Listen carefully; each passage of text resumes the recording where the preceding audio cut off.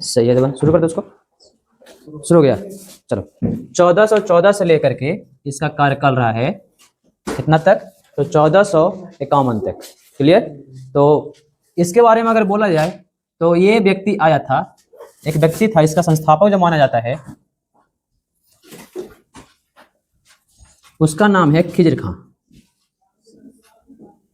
खिज्र खां, इसके बारे में तुम लोग को बताए थे हम, है ना। ये तैमूर लंग का कमांडर था। कौन है?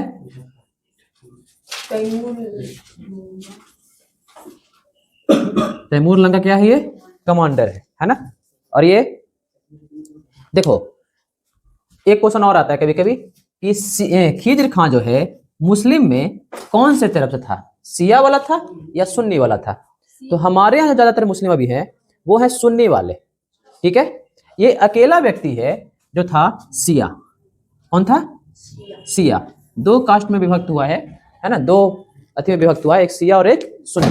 तो क्वेश्चन आता है कि दिल्ली सल्तनत पर, दिल्ली की गद्दी पर राज करने वाला एकमात्र शिया वंश वो है खिज्र खां। क्लियर। अब लिखो खिज्र खां के बारे में देखते हैं।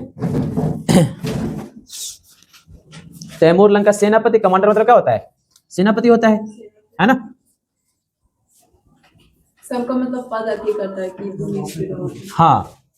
तो क्वेश्चन बहुत अच्छा है। एक क्वेश्चन और आता है कि शासक बनने से पहले ये व्यक्ति कहाँ का गवर्नर था? तो शासक बनने से पहले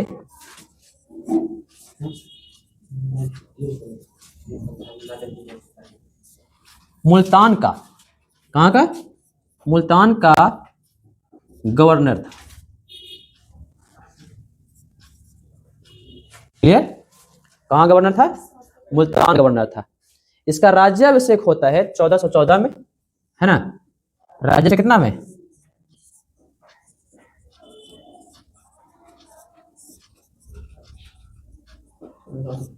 हाँ 1414। क्लियर।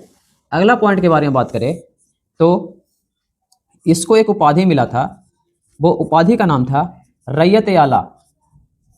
रैयत ए आला, ये उपाधि मिला था इसको। क्लियर।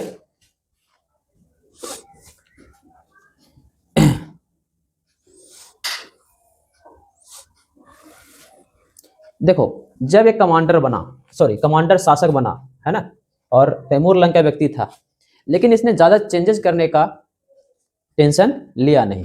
सिक्कों पर तो बोला जाता है सिक्कों पर तुगलक सुल्तान के ही नाम थे, ठीक है ना। इसका प्रमुख अभियान रहा है कटेहर, एक जगह है कटेहर। कटेहर में है राय हरि सिंह। राय हरि सिंह को वो हराता है और कटेहर पे कब्जा करता है और वहां पर वो दूसरी राजधानी को स्थापित करता है। हाँ लिखो पहले प्रमुख अभियान। प्रमुख अभियान, प्रमुख अभियान है कटेहर, ठीक है। कटेहर का राजा है राय हरि सिंह। क्लियर। ये कटेहर को वो दूसरी राजधानी के रूप में स्थापित करता है। कौन? खिज्र खां।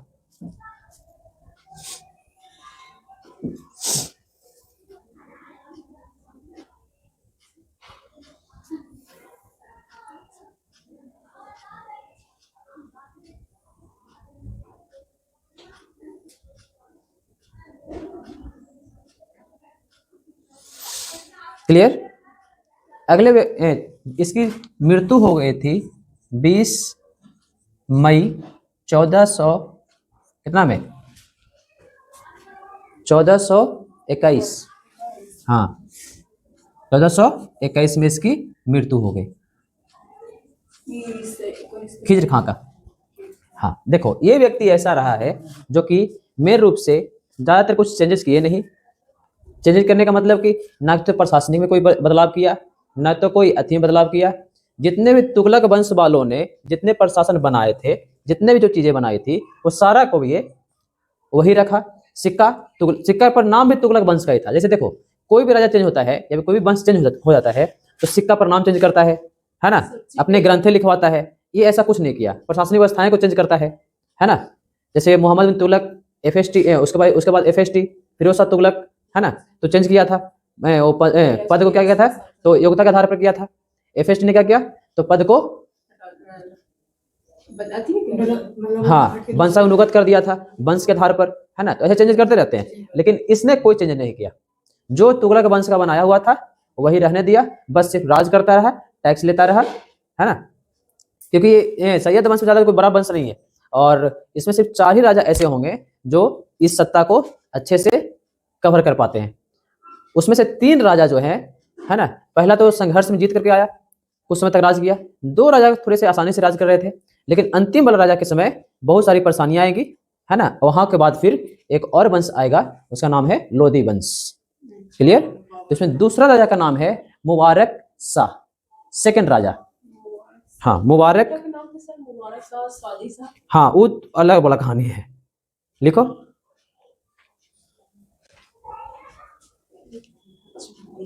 लिख लिया, लिख लिया कुले, चलो।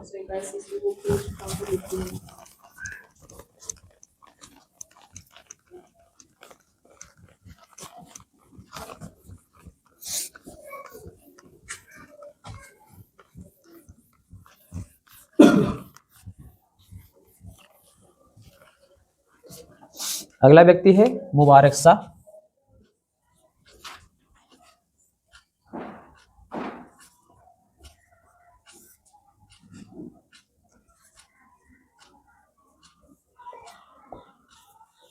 ठीक है, मुबारक शाह 1421 में गद्दी पर बैठा खिजर खां के मरने के बाद, और 1434 तक गद्दी पर रहता है। कितना तक? 1434 तक गद्दी पर रहता है। इसकी भी उतने कोई कहानियां नहीं है। 1414 में तो शासक बना था ना खिजर खां, 1481 में उसकी मृत्यु हुई, तो 21 के बाद फिर मुबारक शाह बैठा, उसका बेटा खिजर खां का बेटा ही है। हाँ, पिता का नाम है इसका खिजर खां, खिजर खां, इसमें कोई डाउट नहीं, है ना। अब देखो, इसको 2 उपाधियां मिली है। कितनी उपाधियां मिली है? उपाधि, इसको 2 उपाधि मिली है। पहला उपाधि का नाम है नायाब ए अमीरुल। क्या नाम है? नायाब ए अमीरुल। ठीक है। दूसरा उपाधि का नाम है शाह की। कौन सा उपाधि? शाह की। क्लियर। देखो, इसके समय में एक विद्वान थे, वो बड़ा फेमस है, यही कहानी फेमस है। इसके समय के रहने वाले विद्वान समझते हो? जो दरबार में रहते हैं, अच्छा पढ़ा लिखा व्यक्ति, समझदार व्यक्ति, उस व्यक्ति का नाम है शाहीन बिन अहमद सरहिंदी। शाहीन, मुबारक शाह के दरबार में। हाँ, अहमद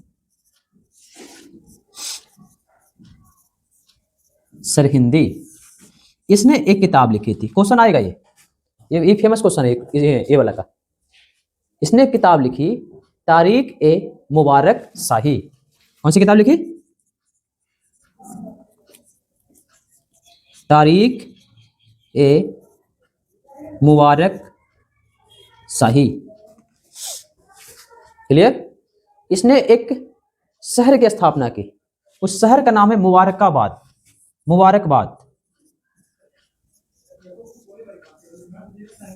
मुबारकबाद शहर बसाया। कहां बसाया? यूपी में है ये। यूपी में कहां है भाई साहब? यमुना नदी। कौन नदी? हाँ, यमुना नदी पर। क्लियर। कौन सी नदी पर? यमुना नदी पर। इसका वजीर का नाम था, वजीर समझते हो? हैं? वजीर नहीं समझते हो? अब कि उसी टाइम तो बताए थे, वजीर आजम बताए थे। तो किसको कहते हैं वजीर आजम? प्रधानमंत्री को कहते हैं वजीर, उर्दू भाषा में। कौन सी भाषा में? उर्दू भाषा में। बात समझे?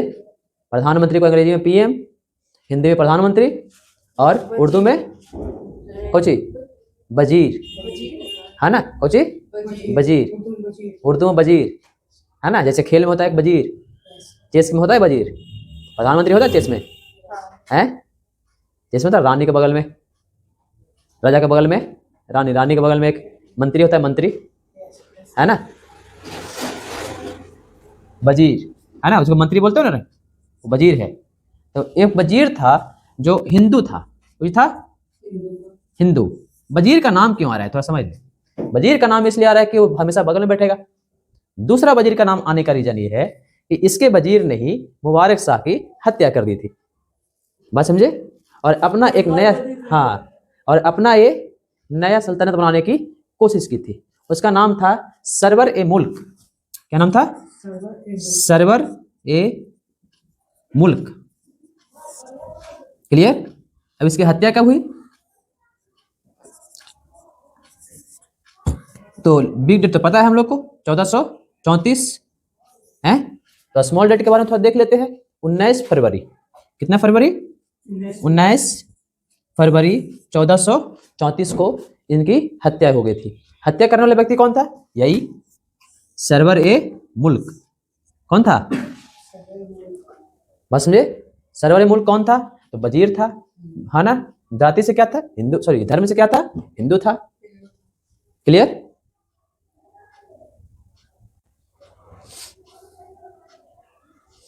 जब इसकी हत्या हो गई तो अगला गद्दी पर बैठने वाला है मुबारक शाह का भाई, है ना। मुबारक शाह का चचेरा भाई है जो अगला गद्दी पर बैठने वाला है, बस समझे, उसकी हत्या होने के बाद। ठीक है। लेकिन देखो, जब सरवर ए मुल्क ने मुबारक शाह की हत्या की तो पूरा का पूरा कंट्रोल जो है अपने हाथों में लेने की कोशिश की। लेकिन ये व्यक्ति जो है हिंदू है, तो वहां पर मेजोरिटी हिंदू तो है नहीं, तो वहां पर इसका विरोध हो जाएगा। लेकिन अपने अंदर में जितनी भी सेनाएं हैं उस पर कंट्रोल किया हुआ है। हालांकि इसके बाद जो शासक है वो व्यक्ति जो है बनेगा मुबारक शाह, सॉरी मुबारक शाह बोल रहे हैं, मोहम्मद शाह। मोहम्मद शाह तो बनेगा, लेकिन वास्तविक सत्ता जो रहेगी, बैकग्राउंड से जो शासन करेगा वो करेगा सरवर ए मुल्क ही। मतलब कहने का मतलब यह है कि अगर राजा किसी को बनाया जाएगा तो वो बनाया जाएगा किसका? राजघराने का व्यक्ति को, ताकि लोग माने कि राजा है। लेकिन बैकग्राउंड से जो शासन करेगा वो कौन करेगा? ये वजीर। हाँ, अगला व्यक्ति बैठेगा मुहम्मद शाह। मुबारक शाह का चचेरा भाई था। कौन था? इसका मुबारक शाह का चचेरा भाई, वो बैठेगा कहाँ? गद्दी पर। लेकिन बोला जाता है कि वास्तविक सत्ता, वास्तविक सत्ता करने का मतलब क्या? कि जो ऑर्डर दे कौन दे रहा था? राजा कोई और था, लेकिन ऑर्डर कौन दे रहा था? सरवर ए मुल्क दे रहा था। बस समझे। जैसे हमारे यहाँ प्रधानमंत्री हुए थे, उनका नाम था मनमोहन सिंह। हाँ, लेकिन उनको अपने से कुछ नहीं कर पा रहे थे वो, क्यों? है ना, क्या? वो सिर्फ ऑर्डर देते। हाँ, तो उनके पीछे एक व्यक्ति थे, उनका नाम था सोनिया गांधी। सोनिया गांधी जो बोलती थी बेचारा उनको करना पड़ता था, क्योंकि सोनिया गांधी कांग्रेस के प्रमुख थी। बात समझे। इसीलिए सब लोग बोलते हैं रोबोटिक पीएम है वो। कौन पीएम है? Robotic PM. रोबोट क्या करना पड़ता है? कमांड देना पड़ता है ना, हाथ उठाओ, है ना, हाथ नहीं करो, तो वैसे ही पीएम है। सोनिया गांधी से बोलती थी साइन नहीं करना है, साइन नहीं कर रहे बेचारे, साइन कर देना है। सर बलवन एगो था ना, हाँ, बलवन वाला था, कहानी सुनाए थे, वही वाला कहानी, सेम कहानी आ रहा है यहाँ पर भी, बलवन सरकार सेम कहानी है यहाँ पे भी, एकदम सेम कहानी है। नहीं समझे? हालांकि इस राजा को मारेगा, मेन जो राजा है उसको मारेगा, इसके जगह फिर इसके चचेरे भाई को राजा बनाएगा। राजा के चचेरे भाई, अब बोलो छो सर तो ये क्यों नहीं बन सकता है? मारा तो बन क्यों नहीं सकता है? अरे बनेगा ना राजा, तो विरोध हो जाएगा जनता में, क्योंकि जनता फेस देखना चाहती है ना। जैसे देखो, अभी तुम्हारा मान लो कि अभी अगर अंबानी जी प्रधानमंत्री बन जाएंगे तो विरोध हो जाएगा, है ना, विरोध नहीं हो जाएगा। बोलेगा अरे अंबानी जी प्रधानमंत्री पैसे वाले व्यक्ति बन सकते हैं, लेकिन अंबानी जी प्रधानमंत्री बनते हैं? नहीं बनते हैं। लेकिन हाँ, जो कहेंगे प्रधानमंत्री करेगा, है ना। हाँ, अब उसको चाहिए, मान लो कि बिहार में एक प्रोजेक्ट चाहिए, फिर हिलसा में एक प्रोजेक्ट लगाना है, तो ना थोड़ी बोल देंगे, बोले ठीक है जरूर है, जमीन अलॉट करवा देते हैं। तो देखो अब इसमें होता क्या है, सरकारी फंड या फिर पार्टी फंड बोलते हैं उसको। पार्टी फंड हर एक व्यक्ति, हर एक बिजनेसमैन जो है वो टाइम टू टाइम हर एक पार्टी को पहुंचाते रहता है। नहीं समझे?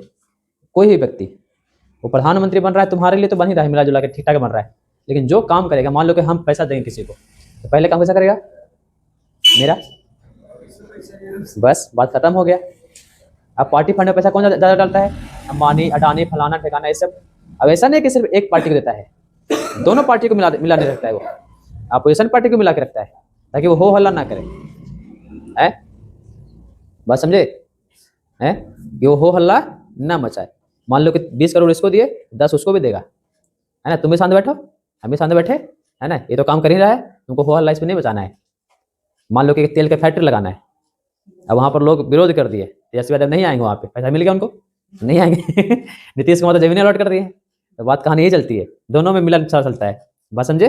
अब हाँ, बिजनेसमैन क्या करते हैं? बिजनेसमैन क्या करते हैं कि वो दोनों को मिला के रखते हैं, क्योंकि उनको बिजनेस करना है, उनको नेता कौन है उसको देखना ही नहीं है। क्या पता आज नेता ये है, कल नेता कोई और बन जाए। बात समझे? यही होती है। चलो अगला व्यक्ति है मोहम्मद शाह। लिखो नेक्स्ट व्यक्ति का नाम।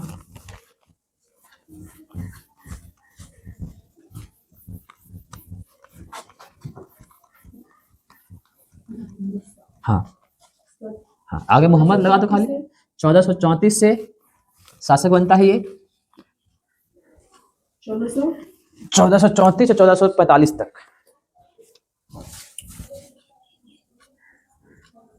मोहम्मद शाह 1434 से 1445 ईस्वी तक। देखो कहानी फिर वही। इसका पिता का नाम है फरीद खां। पहले इसका थोड़ा इंट्रोडक्शन कर ले, है ना। पिता का नाम है फरीद खां। ये कौन है? तो मुबारक शाह का भाई है। हाँ, चचेरा भाई।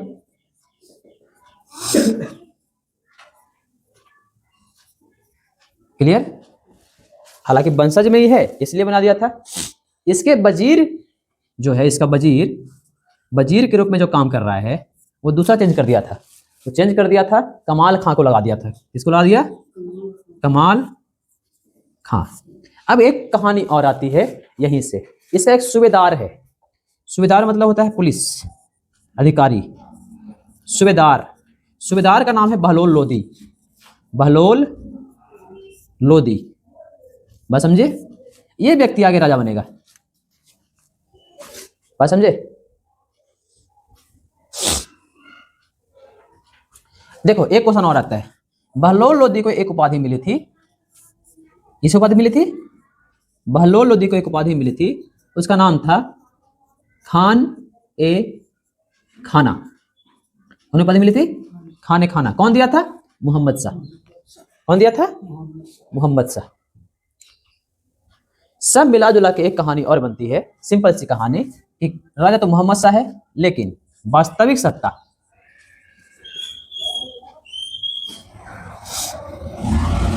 सरवर ए मुल्क के हाथ में थी। किसके हाथ में थी? सरवर ए मुल्क के हाथ में थी। कहानी क्लियर? इसकी मृत्यु हो जाती है 1445 में।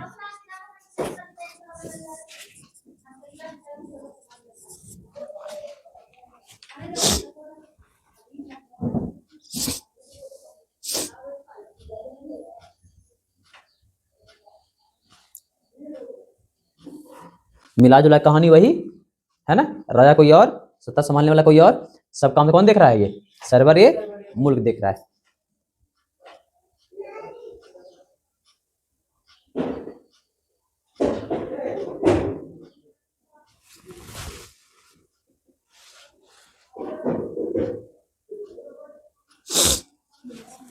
क्लियर?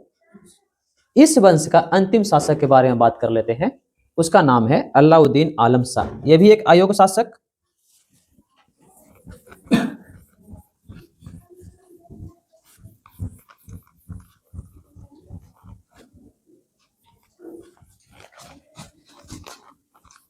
अलाउद्दीन आलम शाह।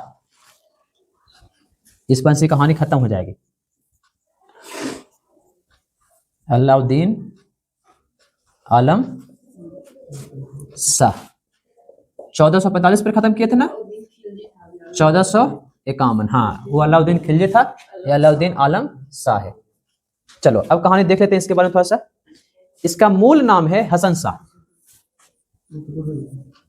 मूल नाम हसन शाह। क्लियर? हाँ, इसका वजीर का नाम है जलाल खां, सॉरी जमाल खां। क्लियर? सूबेदार वही है बहलोल लोदी।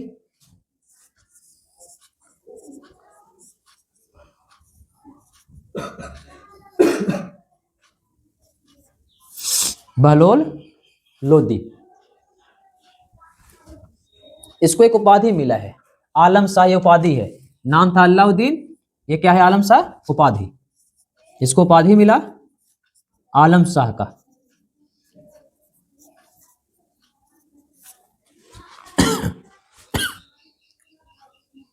क्लियर?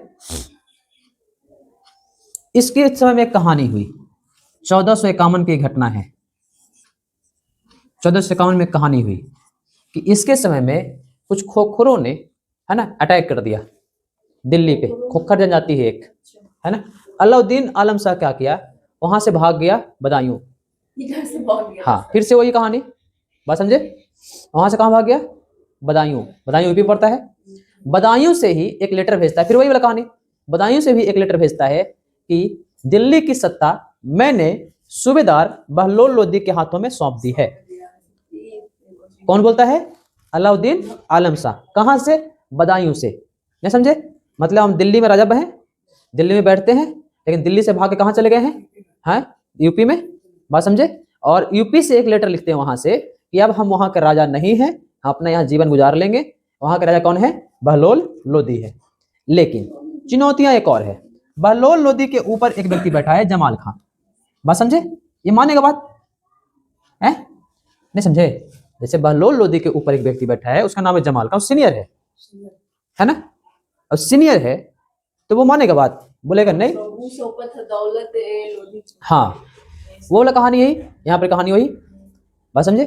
तो वहां से चिट्ठी तो लिख दिया बहलोल लोदी के नाम, लेकिन यहाँ पर बहलोल लोदी जैसे ही सत्ता पर अपना हक जमाने गया, वहां पर एक रोरा और आ गया, एक व्यक्ति और प्रतिद्वंदी है, जमाल खां। तो बहलोल लोदी ने क्या किया कि जमाल खां की हत्या करवाई साजिश के तहत। उसके बाद पूरा जब क्लियर कर दिया, उसके बाद वो सत्ता पर बैठा। क्लियर? तो ये भी कहानी यही हुई। इस सत्ता का भी अंत, सैयद का भी अंत भागने के बाद ही हुआ, जैसे तुगलक वंश का अंत भी भागने के बाद ही हुआ था। क्लियर हो गए? तो लिखो 1451 में, है ना, अलाउद्दीन आलम शाह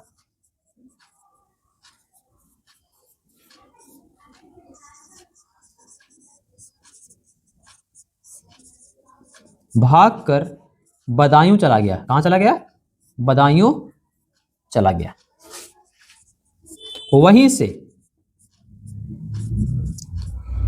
सत्ता बहलोल लोदी के हाथ में सौंप दी।